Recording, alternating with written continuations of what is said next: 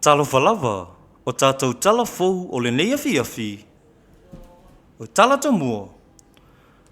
Ua fautoina taitai o le tua ngai, tula epa ai ono Dr. Sai lele malia le ngoi, le ofisa silio pulengo mtanga ringo soi fua maloloina, ia John Scanlon lui, ina ia sa ilise au wala tutongi le ita lafu, e tu sa male se furuma le 2 miliona ta la, mo fuala au mai atunu i fafo.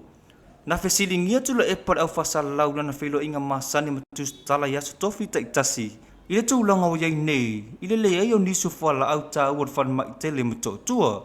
Na sau noa tu ila epa, ora mta au pule o lo ilalo, ora mta fai o yala ofisa silio pulenga, ora fasili ta ua, ai se au le tatongi ai, e ta taua na wawe tatongi, ale ai, ora matua tinga ina fan ma ile ai ni fuala au, manisu sa palai mo ngasi.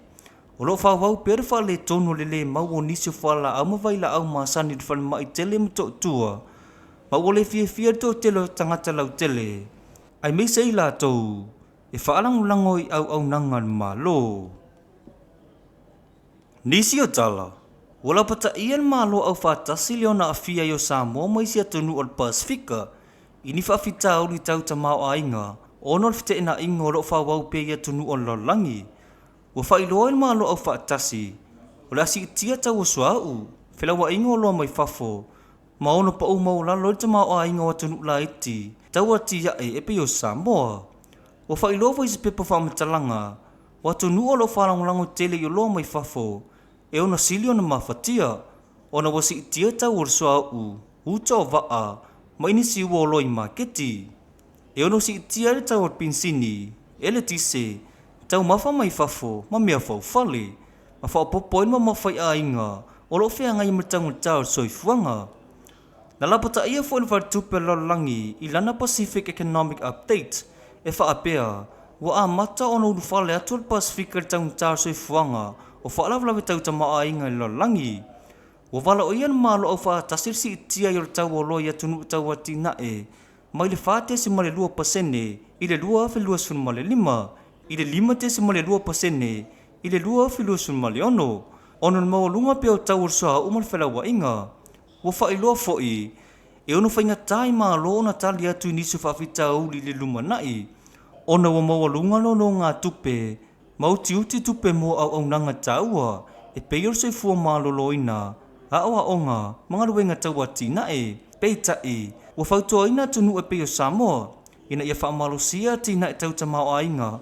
Fa iti tier fa lango so o mai fafo ma fa alau tele se au wala ma wai tupe ina ia mafai ona te e atu ni fa fita uli tau ta ma ainga le lumanai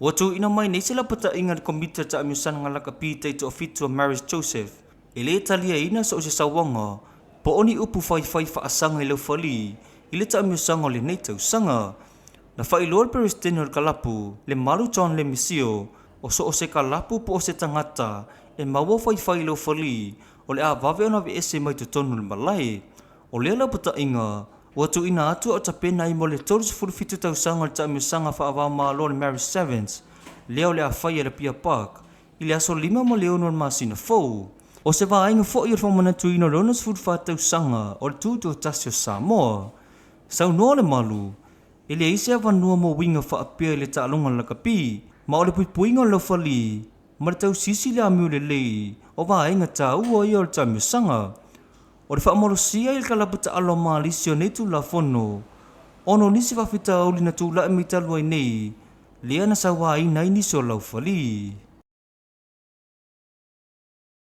tala muli o mai ane ona fidi lau le fon tele malua mo le tau sanga 2,5 miliona ile 2,5 milifitu o le susunga le whaafea ngainga ia pale mia tau ili reu pena.